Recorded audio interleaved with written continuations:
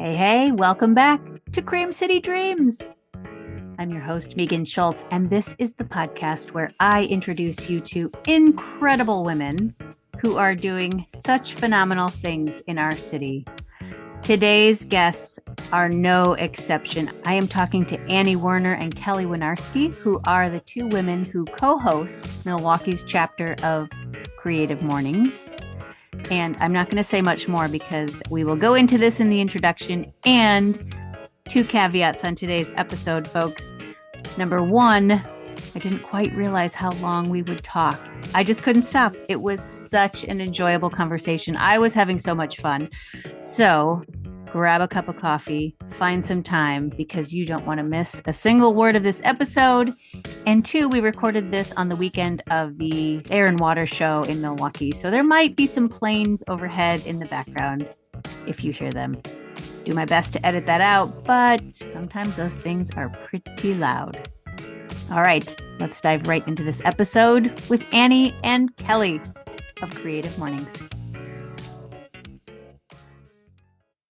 Listeners, if you have ever needed a dose of inspiration before your second cup of coffee, my guests today are the women who can deliver that every third Friday of the month when they host the Milwaukee chapter of Creative Mornings. I am, of course, talking about the dynamic duo, Werner and Kelly Winarski. Regular listeners will know that I love Creative Mornings, and this is what we call it, the monthly breakfast lecture series, but to call it a lecture series makes it sound so boring, and it is the opposite of boring because it brings together artists and entrepreneurs and makers and creatives from all over the city to listen and engage with speakers and guests who talk about all sorts of things, really. But I think when I was thinking about this and sort of boiling it down to what these conversations are about, it seems to me that they're about being authentic and showing up and the importance of doing both of those things in community. And I know you'll hear it in this interview, listeners, but these two women curate these monthly events with so much contagious joy that you can't help but leave these events with a huge smile on your face. So welcome, Kelly and Annie. Thank you, Megan. That is so sweet. Oh, I'm tickled. I don't know that I've ever felt queued up like that. Thank you for doing that. Oh, you are welcome. You're welcome. Listeners, I just want to say that lest you hear this introduction and you feel like this episode might not be for you because you don't consider yourself a creative, I just want to say that the first line in the Creative Mornings manifesto is that everyone is creative. Yes. And I have talked a lot about this on the podcast with a lot of different guests, actually, about this whole idea that we are all creative. And it is something that I believe to my core. So I'm so excited to introduce Creative Mornings to a wider audience. So let's just back up a little bit for listeners who might not know what Creative Mornings is. Can you describe how it came about and then maybe more specifically about our Milwaukee chapter? Do you want to take that, Annie? Yeah. Do you want me to, Kelly? Because yes, please. This is usually my slide at the event. Annie's got this written in her heart, so you go, girl. So Creative Mornings is a global organization. It started in 2008 by a woman named Tina Roth Eisenberg. She had moved to New York City from Switzerland. She was a graphic designer. She had a blog called Swiss Miss. Huh. Yeah, and she really was seeking community and some friendship that was, hard to find with other designers, other like-minded individuals in New York. She would go to design conferences and would come away from those feeling like, oh my God, I want more of this. Like the inspiration, the idea sharing, the friendships made, But those conferences are, they're few and far between. And they're expensive. Yeah. And so she had written out on her blog, hey, I don't know who the heck is reading this, but if you want to meet at this coffee shop, come on through. And I think, a good handful came through and it just grew organically. And by the end of the year, they were hosting in a big lecture hall at some big company in New York. And Wow. someone from the group who was moving to LA and was like, Tina, can I bring the Creative Mornings to Los Angeles? And she was like, good luck with that. I don't know. She's like, I think this is kind of a quirky thing that New Yorkers do. We wake up early here. We're the city that never sleeps. Like, I don't know if LA will be all about that, but it was an instant success in LA. And now today, in 2025, there's 252 chapters Wow. in 70 different countries around the world. Wow. Yeah. The Milwaukee chapter was started, Kelly, do you remember? I want to say 2014 or 2016. I think it was 2016 because it ran for about 3 to 4 years, I think. Okay. By Paul Omig and Kate Polchak. They ran the Milwaukee chapter. And then with COVID, it was a bit of a hiatus.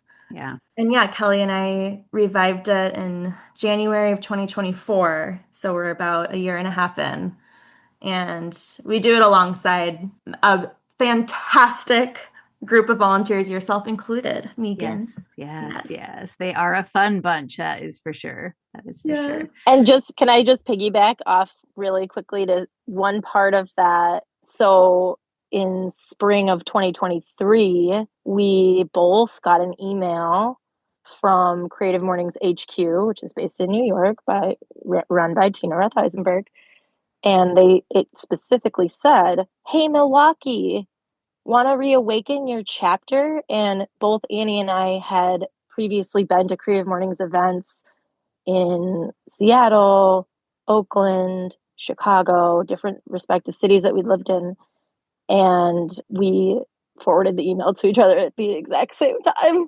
And that's sort of how this process of, okay, we're applying to be hosts of we're reawakening the chapter in Milwaukee, and had to, apply, submit a pretty robust application, make a video interview, all for the volunteer positions of being co-hosts of the Milwaukee chapter.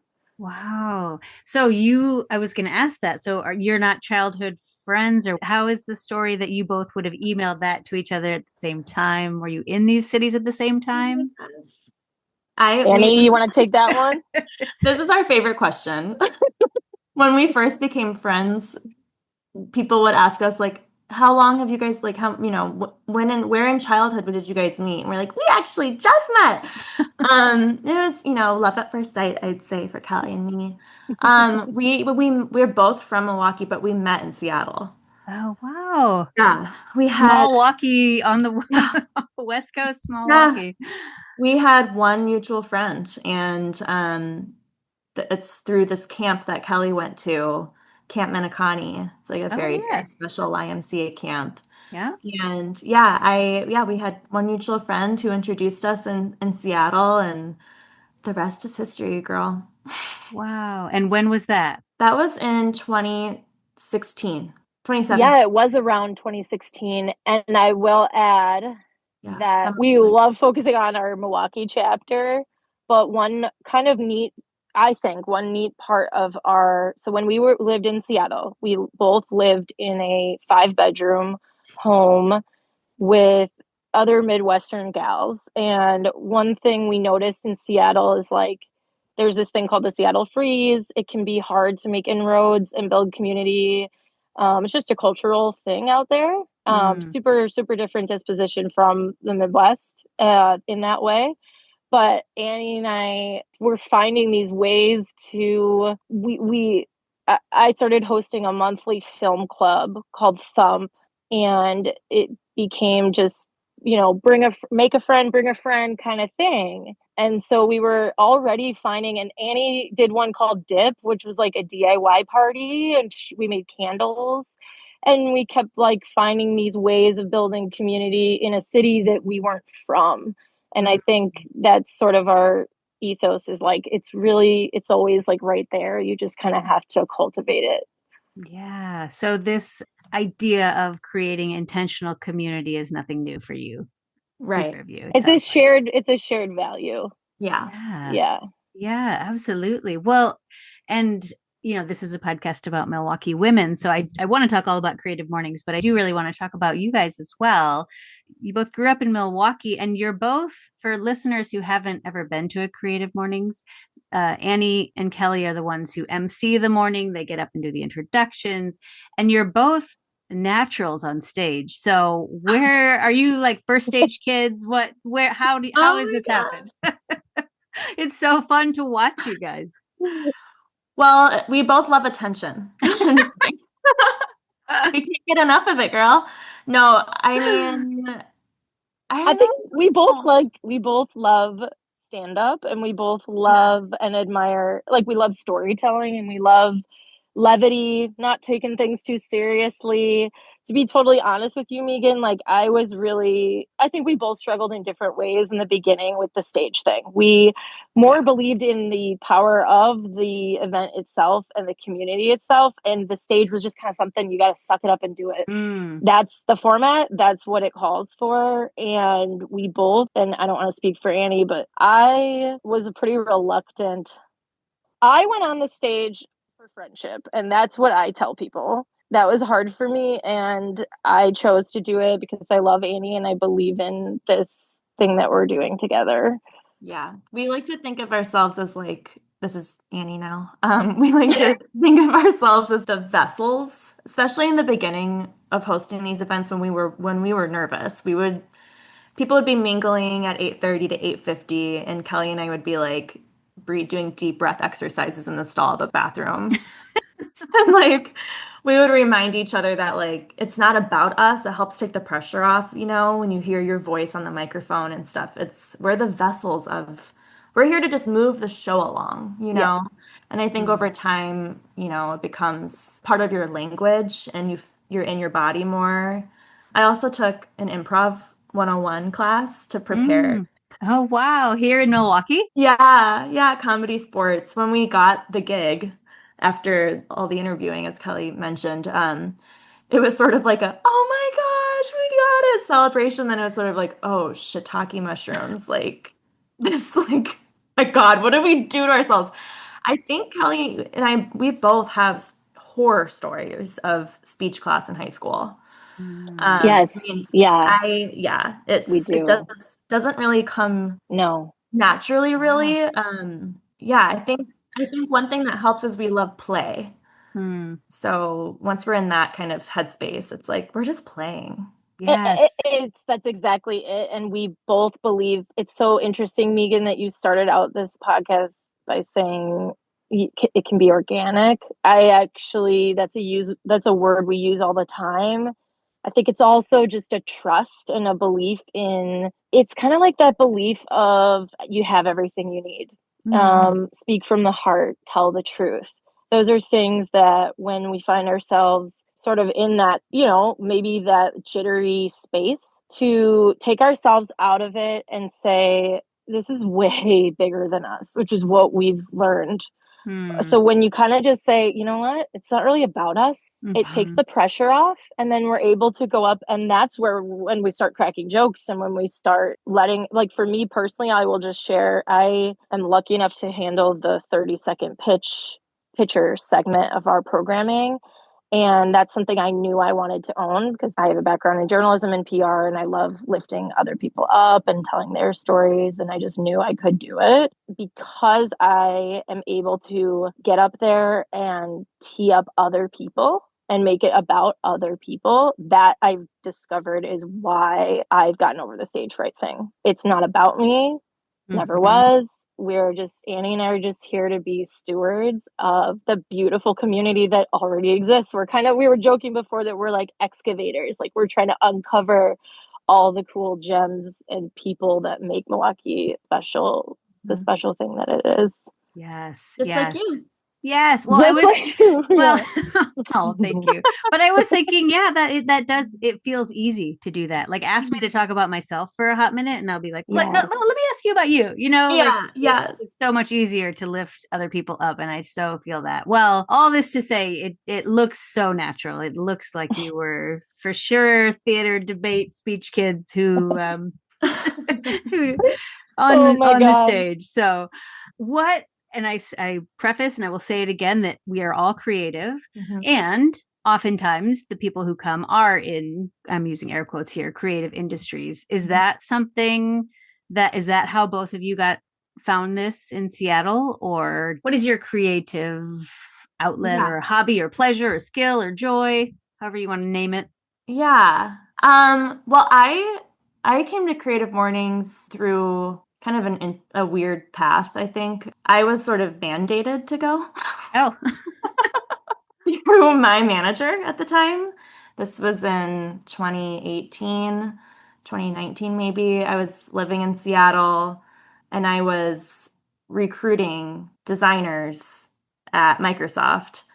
And yeah, my manager, Laura, she knew that I was a people person, and like 90% of recruiting, the people who are drawn to that role love people, but most of the work is actually digital. It's a lot of LinkedIn, and it's a big company, so it's a lot of placing candidates, and it's not face to face as much. And so she would send me to Creative Mornings to recruit. So I had started going there with a little bit of a different lens. I was like hunting talent. Okay. But yeah, as I went, I was like, oh my gosh, this is magical. It brought me into these spaces in Seattle that that were on my bucket list to go to, but would have never gone to on my own volition, or didn't know about the venues because it's a surprise venue every month. And it's inspiring. It's like a TED Talk, but with some sparkle, I feel. Yeah, that's an interesting way to put it. Yes, absolutely. Yeah. Is that a thing? I thought that was maybe just something you guys had done, that every month it's a different venue, but is that the same in all Creative Mornings? Every month it changes? So it's up to the venue. It's up to the chapter hosts. There are some chapters that host at the same venue every month. Minneapolis does. Yeah. Or they used to, sorry, I don't think they do anymore, but that's an example of like they had like a partnership with their art institute or something. And but like Amy said, it's kind of nice. You can make your own version of that.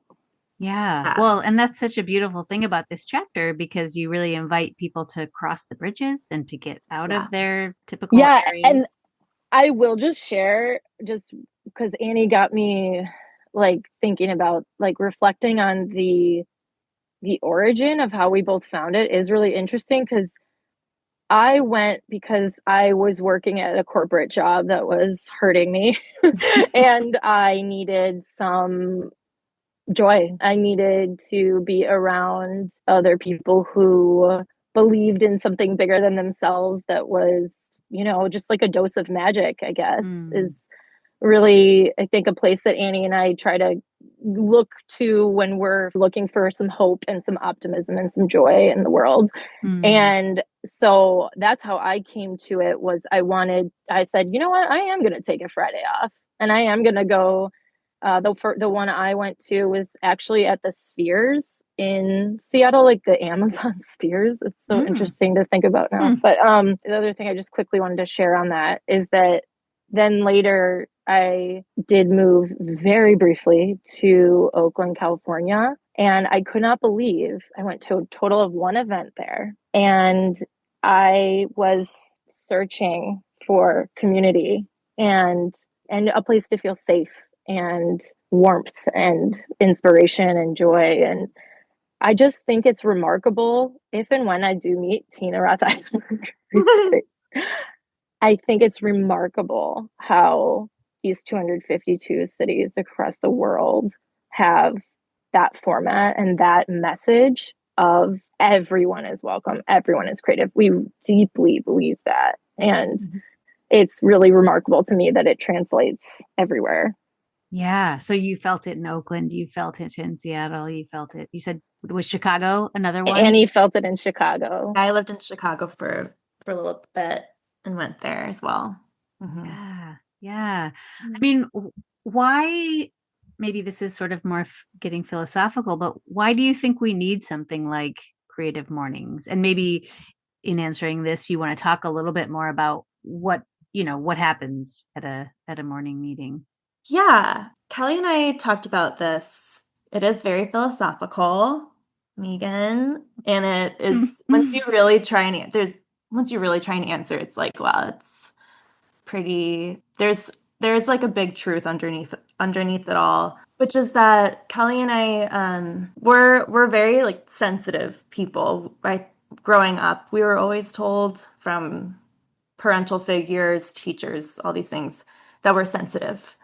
We feel it all, and I think we including the sadness and darkness and everything, and I think we've both individually been hit hard with that at different times in our lives. And creative mornings it's so therapeutic. It's a direct response to those other big feelings.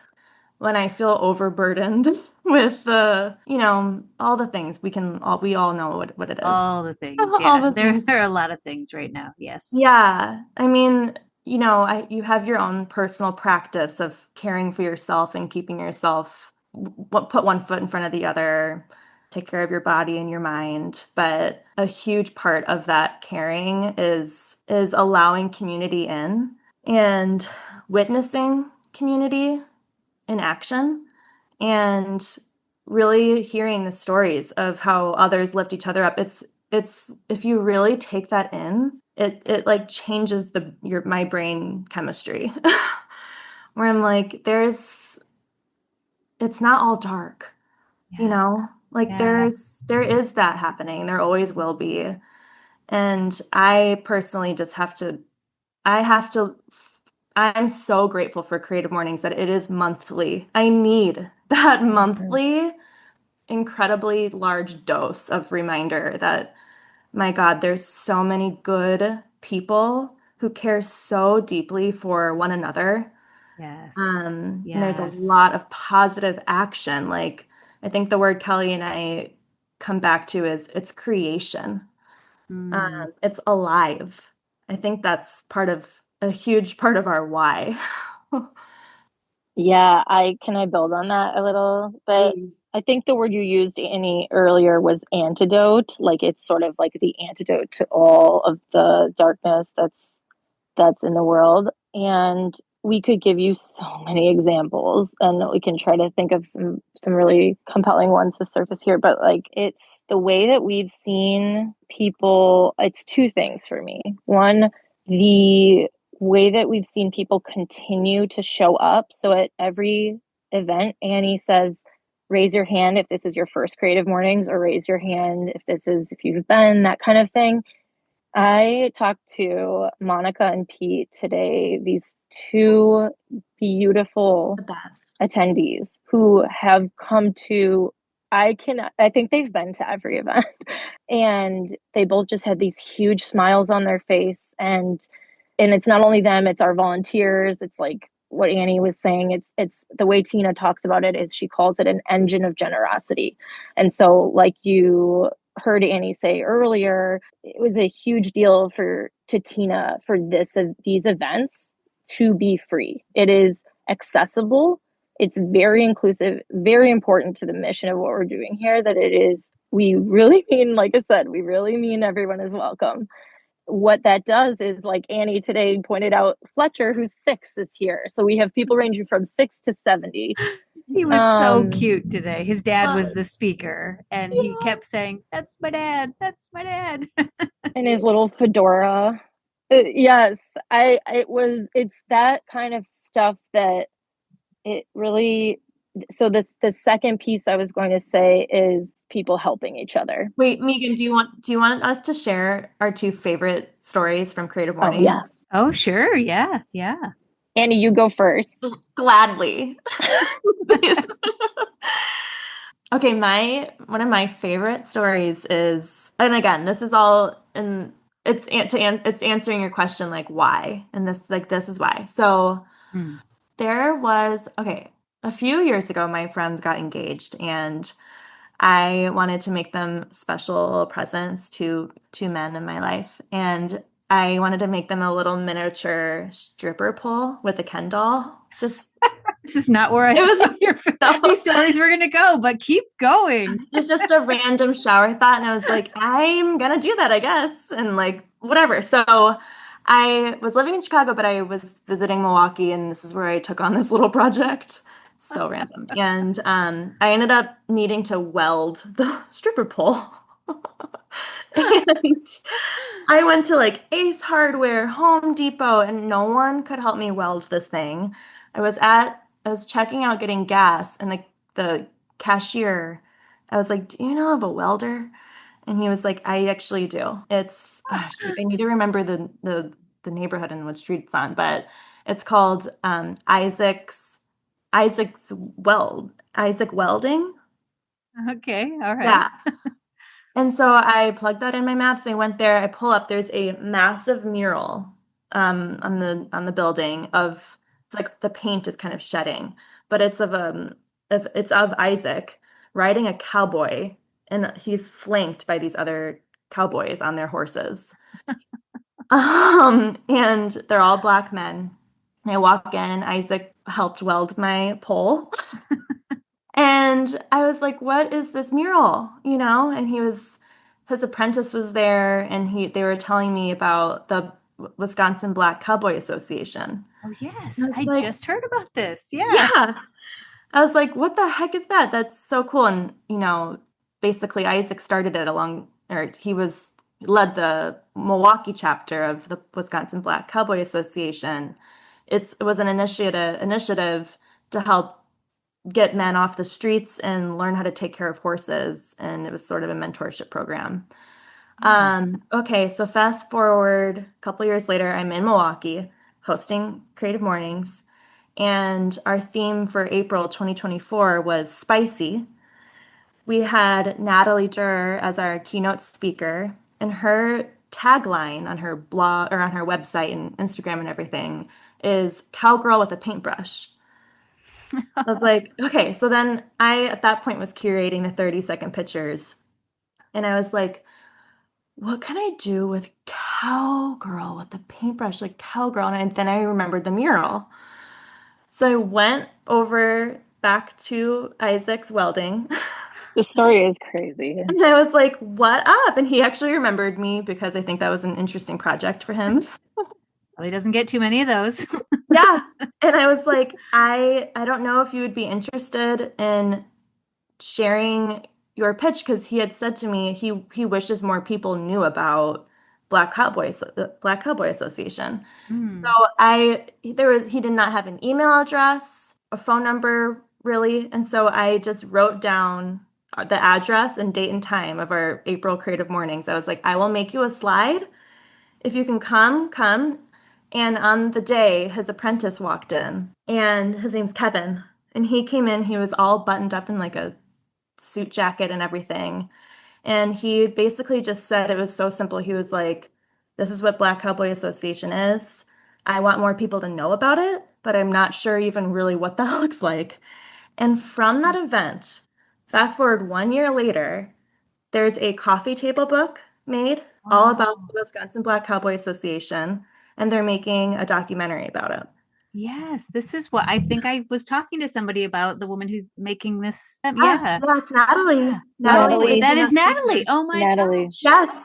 And she teamed up with a photographer to make this. We'll show you this book, Megan. Annie and I saw it for the first time last week at Chill on the Hill. We went with Natalie, and she showed us the book, and we both were like in tears. I mean, it's really deeply meaningful, and I can't believe how that transpired. Wow. And I think like the whole point is like just coming and saying so vulnerably, I want this.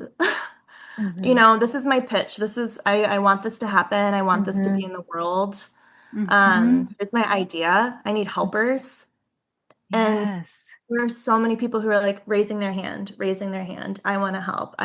And like bringing ideas to life together. Yeah, I feel like you probably have a gajillion stories about the connections that have been made from somebody who hears something, who tells somebody who, Yeah. Can I tell you my favorite? Yes. So I was going out to Seattle and I was at my airport gate and I sat next to this cute woman with purple hair and I looking at her like interesting. And I ended up just all I really said, I think, was, "Do you know how long this flight is?" I think was the question I asked her because I always forget. Is it 4 or is it 5 hours? I don't remember. And we struck up this conversation. This woman's name is Laura Keller. And he kind of said, "What do you do? What do you do?" I said, "What do you do?" And I said, "Well, I volunteer for this monthly pop-up event. It's called Creative Mornings." And she lit up. She's like, "You do Creative Mornings?" And then later in the story, she ends up telling me that she writes poetry. Not only does Laura Keller write poetry, she is part of the Wisconsin Society of Historical. Oh, I'm gonna botch that, Annie. The Put it in the show notes. Yeah, Wisconsin. Yes, the actual like organization is the Society of Wisconsin Poets, something like that. And I said, "That's so neat. My soon-to-be father-in-law writes poetry, and I've been talking to him about his putting together a Substack, and he's just kind of starting to, little by little, he just retired, and he's starting to kind of write more, and I am helping him try to share it a little bit more because I think he's a beautiful writer." And she said, "Well, I run this conference every year." And so that was in November. And then in December, I got my father-in-law a membership to the Poet Society. And he became a member and started attending events all over Wisconsin. Like he'd be in Racine and then he goes to Madison, just all over. They started going to these events and listening to other poets read their poetry, sharing his poetry. And he was just lit up about it. I mean, it was so cool to watch. He just sort of started opening up more and more and more. And then over time, he became friends with Laura. Oh. And yeah. And then they started talking at Creative Mornings, and Laura encouraged him to start submitting his poetry to different publishers for consideration. And he entered a contest. I think he was one of like 200 submissions, that kind of thing. And he won. And he is now going to have a book of poetry published in January that will be like in Barnes and Noble and on Amazon. And and Laura Keller is going to be one of the I forgot what it's called. The blurbs. Thank you. It's called a blurb. I had no idea that these were so important, but one of his blurbs will be written by Laura Keller. Oh my gosh, and all because you couldn't remember how long the flight was. I love that story. Yes, and it was Laura's energy too. If you ever meet her, you'll get what I mean. She's really magnetic, and I kind of just energetically was drawn to her, and sort of Annie and I, again, full circle, just coming back to that like piece of aliveness and vibrancy and connectivity and being organic. We both just deeply believe in like that organic. Hey, how long is this flight? Hey. That's one of the things I love about Kelly. It's like you could have probably checked your app. But like you're like sure could have. You're looking at this woman and you're like, I want to talk to her. Yes. I know how to get that started. Yeah. Well, and isn't that just exactly sort of if that's the metaphor of Creative Mornings too? Because we all could just be on socials. We all could be on LinkedIn all the time and making these connections this way. But no, in fact, what we actually want to do is show up, take time off work or out of our homes or wherever we need to come from to get there on the third Friday of every month, because we are in desperate need of this connection, of this community, of this like face-to-face eye contact. Enough with the socials, right? Yes. Tina actually has some good research about how people come back to work more productive after Creative Mornings.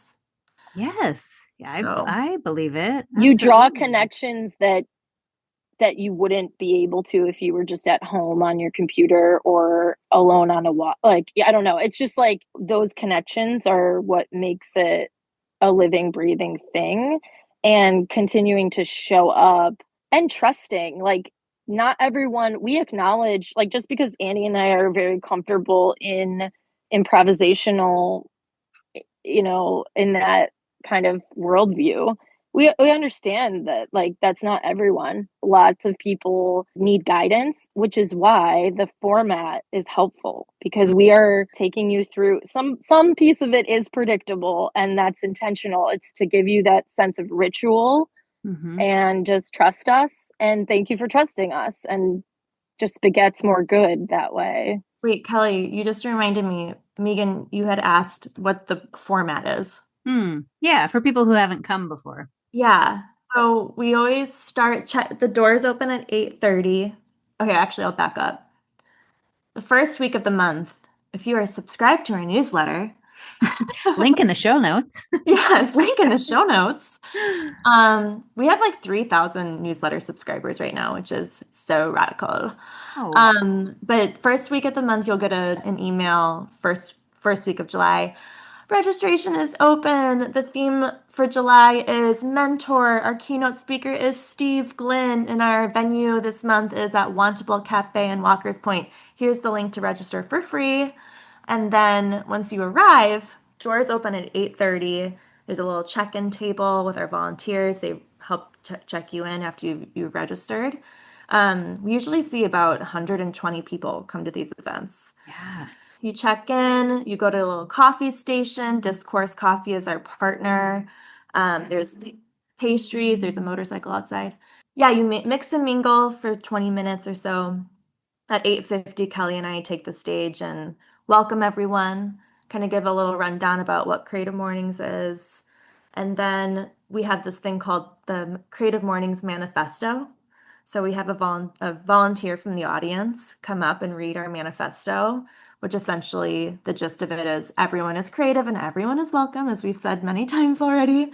And then we have a performance artist, which is new in 2025. We added it to our programming, and I'm so happy we did. It adds so much energy and just like loosens up the room. And so we've had Modern Tigers at our punk event. Today we had Brett Newski, which was major.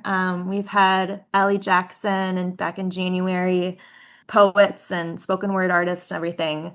But then after the performance artists, we have 30-second pictures, which Kelly runs, and then our keynote speaker, and we wrap it up. Yeah, it's an hour and a half, so it goes by so fast, but we pack a lot in there. It ends at 10. And I noticed today you also, because we're recording this on a Friday, right after the July Creative Mornings, and you had everybody just pause and take a breath. And I think that was such a nice grounding thing, as well as the land acknowledgments as well that you do. Yeah.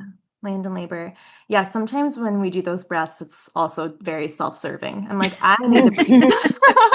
Self-soothing, yes. Breathe with also, yeah, the land and labor is something that's very important to us, that Creative Mornings is in a ton of different zip codes, and that we're hearing from lots of different voices. That acknowledgement is also part of grounding people in the space, and just sort of adds like a reverence. Yeah. So as you're thinking about your speakers, then how maybe you could just talk a little bit about the themes and where they come from. Do you guys choose these, and how do you then source your speakers, and what do you hope that the audience walks away with? Yeah. So we did it once. So we're gonna do it again. So each December through like January, I think we give like a month or a month and a half. We always take December off for programming. We're tired. We need a break. And it's December, yeah.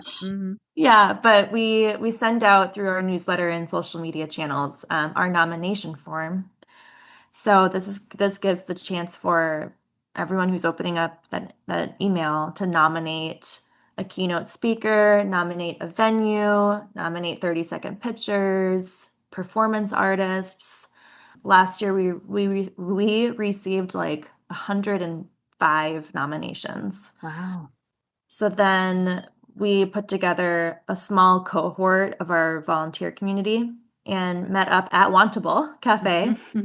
And we printed out every single nomination and sort of sifted through each nomination and placed them into which theme for the year they could potentially go in. And then ultimately, Kelly and I, select the speaker. There's a lot of moving factors. Sometimes it's like the venue. We like when everything is kind of cohesive. I feel like punk is a good example of that, Annie. Yeah, sometimes, it's also like people's availability. And do you get people who, because I can imagine some of the nominees might be cold to them as the nominee, they may not have known they were nominated, and then do they say no? We had one person say no. So it happens. Is my, I have a hard time hearing no, to be totally honest. And there's been people too who say, I don't do speaking engagements anymore, or like it's not the right time, and that's something we take into account. If, a lot of this is sort of divine timing. It's not always the right time. And that's true of 30-second pictures. That's true of volunteers. It's a process. And, I think Annie and I have both had to kind of practice like the art of letting go. Like, Annie will have these like incredible visions, and then I will just give Annie a lot of credit in this department. The story about the Black Cowboy Association, like I have videos on my phone that Annie takes of when she's marching up to knock on someone's door. And that's really something that I've been inspired by that Annie does, is move from email to text to phone call to I am going there in person in an hour. And that is something Annie does on a weekly basis, daily. And it's something that I've always admired. And it look at what comes from it. Yes. One example was X-Ray Arcade, our venue for our June event. Theme was punk. Annie had to be there. You see it, right? It had to be there. It had to be there. Cactus Club was too small. Cactus Club would have been awesome, but yeah. Annie drove to Cudahy, met Jason, met the owners of X-Ray Arcade, and actually there were like 3 other steps in there, Annie, that you had. Milwaukee Public Library is another big one. Our speaker that month was like a literacy educator, Jake Daggett, and I was like, his talk just must be at the Milwaukee Public Library. I mean, it must. And we got so many no's, and I think that, eventually I'll take no's for an answer, but I'll only take no for an answer once I feel like I've thoroughly and effectively communicated who we are. Because it's like, this is reciprocal, yes, you're doing us a favor by allowing us to host, hopefully for free, but in-kind donation, because we do have a nonprofit that we create. Yes, that's right. That's true. But the exchange there is we're bringing in 120 people into your space. Yeah. Helping spread the word, so yeah.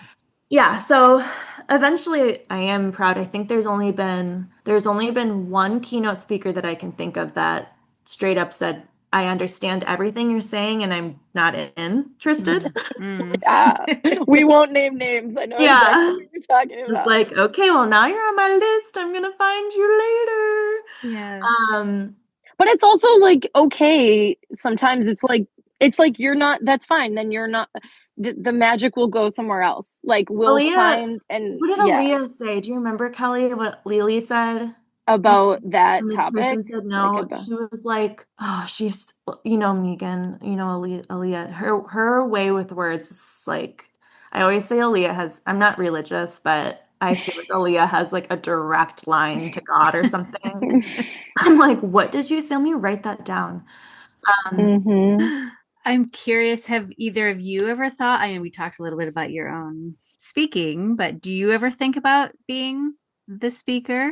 And if so, do you have a word Have you each of you ever thought about a word that would be your? Oh, I could speak on that. Oh my gosh, what a good question. I have never thought about that. Hosts aren't allowed to be speakers. Oh, okay. Yeah. So maybe that's but that is a fun exercise. You're saying if we were, what would be our like theme? Yeah, because each month has a theme. So it was mentor this month. It was punk. It was trying to remember what it was in May at the revival. Revival. Yep. Mm-hmm. Okay, I actually was recently asked what my word of the year is. And it's authorship. So I studied creative writing in college, and I have recently, I'm 33, I've recently been realized I have not been writing for pleasure probably in like 10 years. And so besides, I journal, but not like creative writing. Yeah. And I love to write, like in college, I loved writing essays, like creative nonfiction, essentially. And I loved it because it was such a good remind. I mean, for my kind of like cosmic journey, I think I need to remind myself that I'm the author of my own story. I'm literally holding a pen or typing, like I'm writing those words, and it's a reminder for myself, like, go after it, girl. Don't be scared. Don't be shy. It's okay to be shy. It's okay to be scared. And one of Kelly and our favorite comedians, Catherine Cohen, always says, "Do it for the memoir." Do it for the memoir. Do it for the memoir. I love she's that. She's even got a song about "Do it for the memoir." We both have shirts. Yeah, they're crop tops. It says "Do it for the memoir."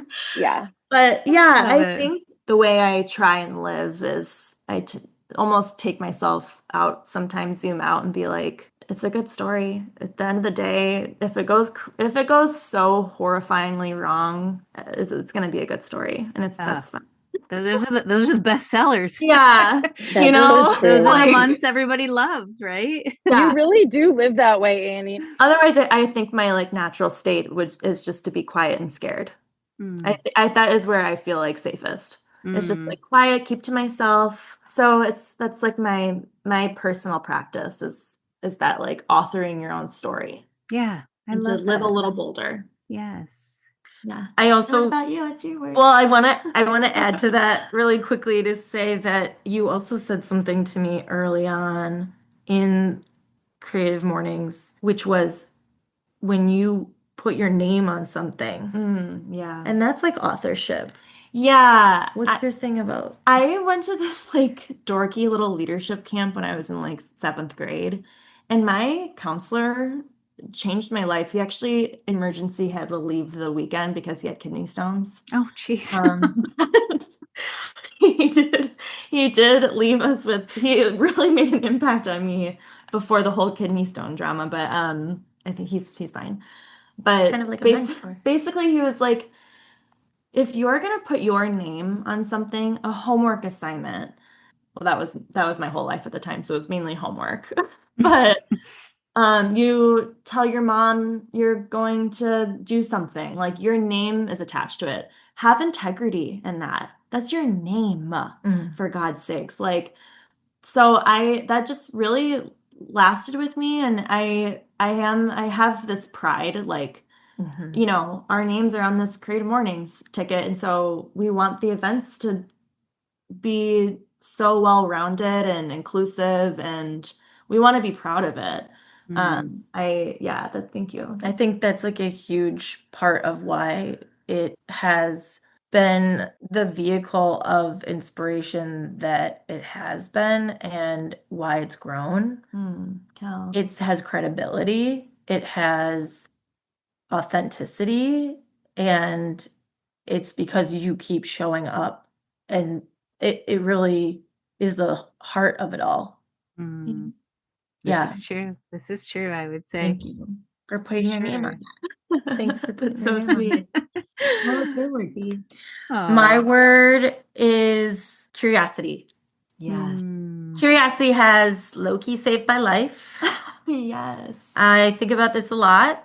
I, from an early age, was, the kind of kid who sometimes my mom couldn't take me to the grocery store because I was talking to people in the cart. She talks about from the little front seat of the grocery cart. I would say, I would say, "Hi, I'm Kelly. What's your name?" And it wasn't always, my mom was just trying to get grocery shopping done. But, I think I find it's almost spiritual for me, curiosity. I find safety in it. I feel like when your back's against the wall and the world is an uncertain, scary place, you can always find a butterfly. You can always, that sounds cheesy, but it's true. Every day you get a new sunrise and no day looks the same. One of my favorite things about Kelly is she'll follow the thread because of this curiosity. So if we're sitting, we're like, oh my gosh, do you hear that song playing? Oh, that's so pretty. I feel like it's from a movie. What song is that? What movie? I'll get a text from her at 10 p.m. that night. That's like, hey girl, so there's a song and this was the movie it was in. It's thank you for following. And I'll be like, and in this scene, yeah, there is a soda can, and on the can, there's a word, and the word actually routes back to Latin, and then it means to be, or it's just I find that sort of process of connectivity. It has, I really, really mean this. It has saved my life. Tea story. What tea? Tea store.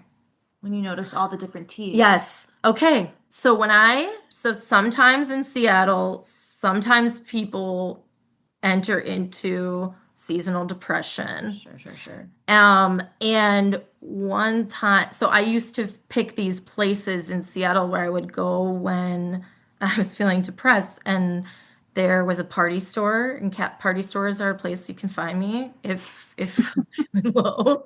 Parties, shout out Party City, shout out, I forgot the name of the party store in Seattle and Capitol Hill. We'll put it in the notes. She'll text you at 10 o'clock tonight. Oh, I will follow up.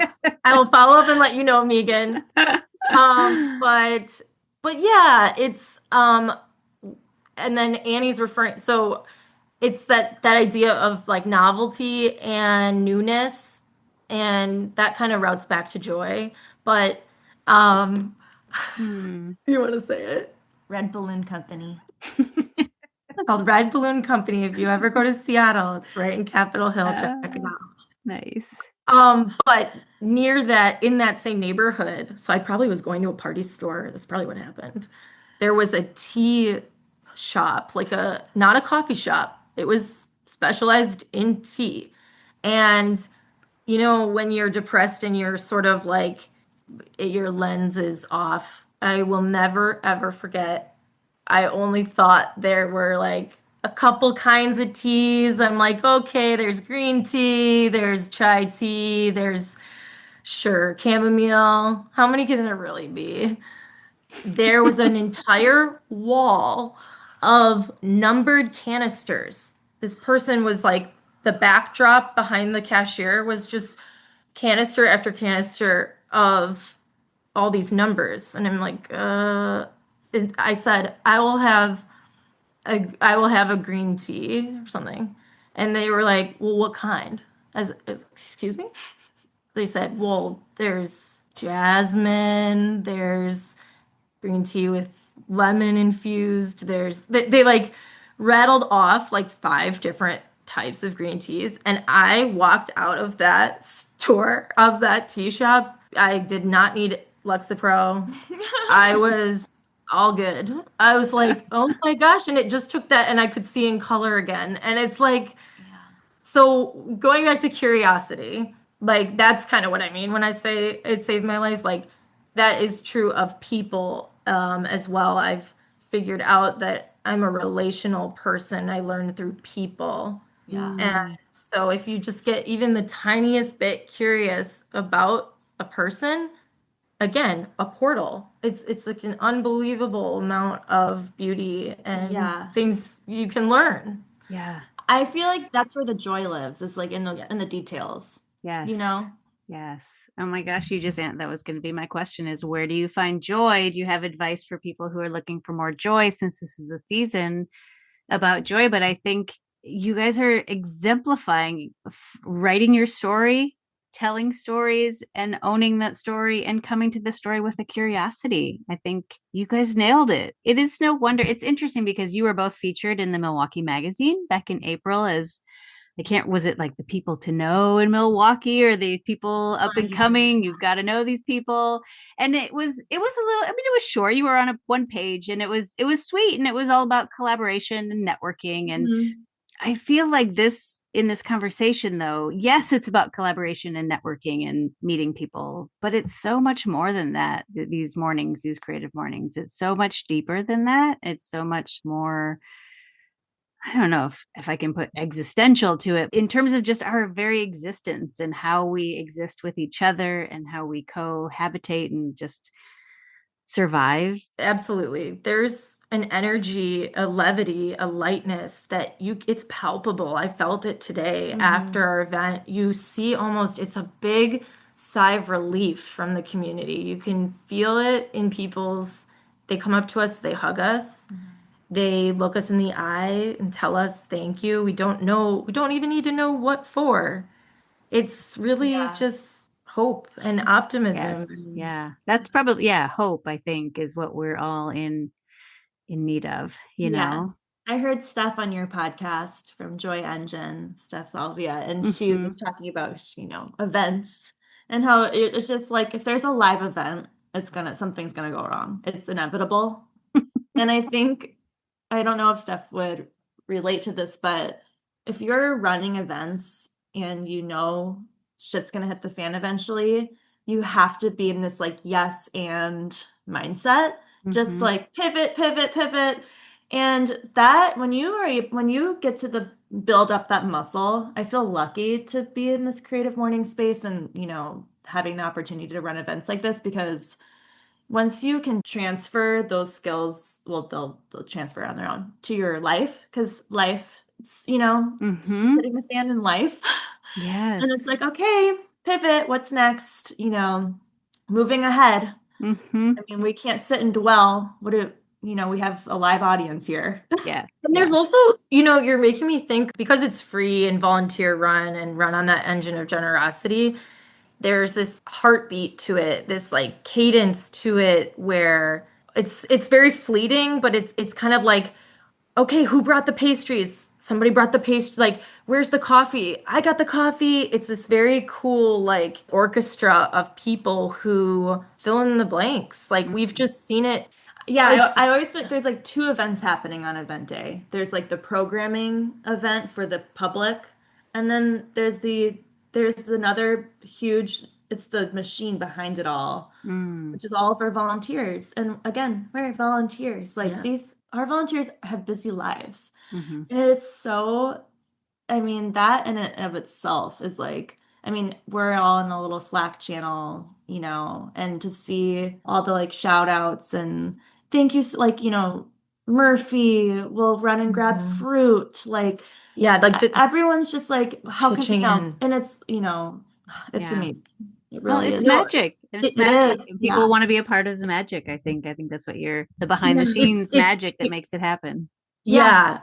Yourself included. It is so it's fun. pure. It's purity. It's like pure of heart and wholesomeness. Like today we have volunteer check-in, and Caitlin, who's been like a volunteer from the very beginning, who's an old school or an old pro on how to get someone registered when they check in. Jamie, who's a newer volunteer, was like, I don't have access to the admin, whatever. And Caitlin goes, I'll help you. Yeah. So cool. So cool. I think, or I hope at least, that it's obvious to listeners why I asked the two of you specifically to be on this season of Joy. And I am so grateful to both of you for all you're doing to bring the creative community in Milwaukee together, which is to say all of us in Milwaukee together. And for creating just such a warm and welcoming space, and you joked this morning, Kelly, about perhaps the overused phrase of now more than ever, but I really do think it does feel like now more than ever we need these in-person, communal, collaborative events that are so much more than just networking, or go so much deeper than that. So thank you for getting us out of our silos and connecting us, and just gratitude. Thank you so much. And thank you for doing that same work in your own way. I love listening to your podcast, and it really brings so much joy and gives me so much peace knowing these are people who live in our neighborhood, So thank you for sharing that back to us. Thank you. Yeah, I echo that. It's really important work you're doing, Megan, and you're helping everyone feel more connected and seen. So we share this work with you. We are lucky to be in partnership with you in that work. So absolutely. And I will put all the links to how to get on your mailing list, how to find out about the events, and the name of the toy shop in Seattle, or the check it out. Cowboys. Yeah, I'll try to remember all of the little things we talked about and put those in the show notes. So thank you both so much. Thank you, Megan.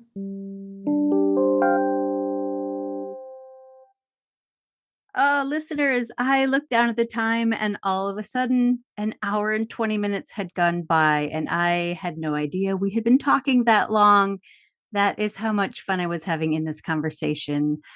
I hope you enjoyed this too. I hope you got a glimpse of what Creative Mornings is all about, but also a bit of the magic behind the scenes in talking with the two women who host the Milwaukee chapter. I think it's so interesting to hear their backstory of how they came to this.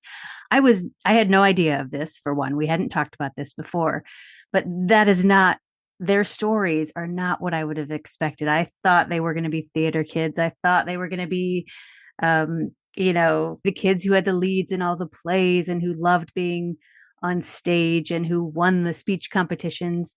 But to hear their story of, I don't know, to use that phrase, feeling the fear and doing it anyway is so cliche, but to hear the story of their nerves and their, we're doing this because we believe so much in what it is and what it's about. And it's not about us. It's about the mission of Creative Mornings and the sense of welcome that we're bringing to these spaces once a month that makes it not as hard to get up on stage and be the MCs and to crack the jokes and to be hilarious. If you have not been to a Creative Mornings in Milwaukee, I would highly encourage you to take the morning, or the hour and a half, really. Be back to work. If you're in the office, you'll be probably back by 10:30.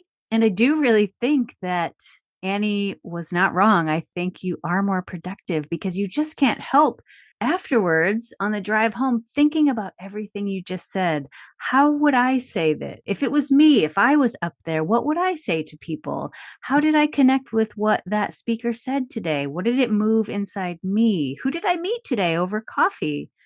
What conversation did I have or connection did I make that I can then take into some other area of my life? They shared just a couple of the stories of the sort of random serendipity that happens after or because of one of these Creative Mornings. But I think you could talk to every single attendee at every single Creative Morning, and something has been sparked. Some kind of flame has been ignited under somebody, and something comes out of every morning.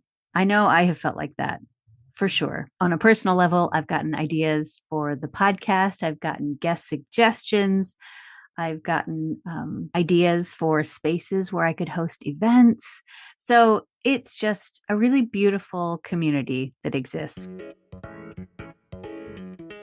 And when this comes out, you're in luck because there will be one next week. Feels a little earlier than usual because August has 5 Fridays, but it's always the third Friday of the month. So you could just put that in your calendar from here on out and know that there is a space for you ready to welcome you. All right, listeners, this is one of the last episodes of this season where I bring on guests. It has been an incredible season of joy. I have so enjoyed sharing the mic with women who are doing what they can to bring the joy in Milwaukee. And really, I I think we need it more now than ever, but I will be back next week. Until then, Milwaukee, keep on dreaming.